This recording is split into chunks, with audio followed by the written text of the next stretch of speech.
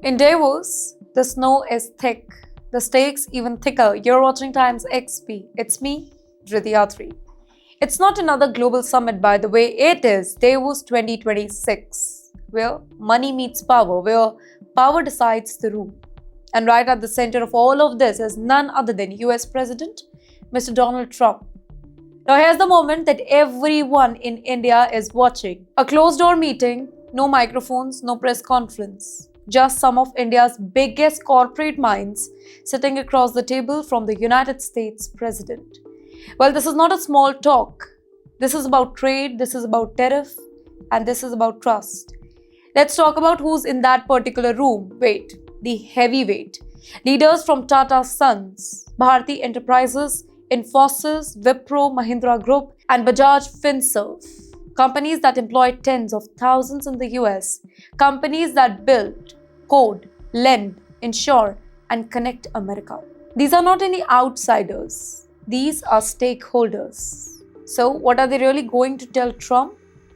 One clear message. Tariffs hurt both the sides. Indian CEOs, they are expected to explain in very simple and business-first language how higher tariffs disrupt supply chain, raise the cost for American consumer, and slow down investment flows between two strategic partners.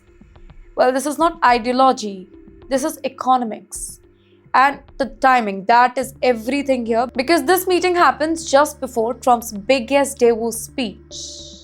A speech that the entire world is waiting for. A speech where Trump will explain, a speech where Trump will defend his latest tariff decisions. Markets will listen, governments will listen, and so will India. Behind the scenes, this particular meeting sets the tone. If Trump really listens, the message could soften the rhetoric here. But if he pushes back, then trade tensions could harden, and specifically India will be affected. But either way, Devos becomes the testing ground. Zoom out, and this is bigger than one meeting. The US is rethinking global trade, China is under pressure, supply chains are moving, and India wants to be the alternative. Reliable, stable, and democratic here. But tariffs stand in a way. And that is why Indian CEOs, they are quietly underlined. But wait, why this matters to ordinary Indians?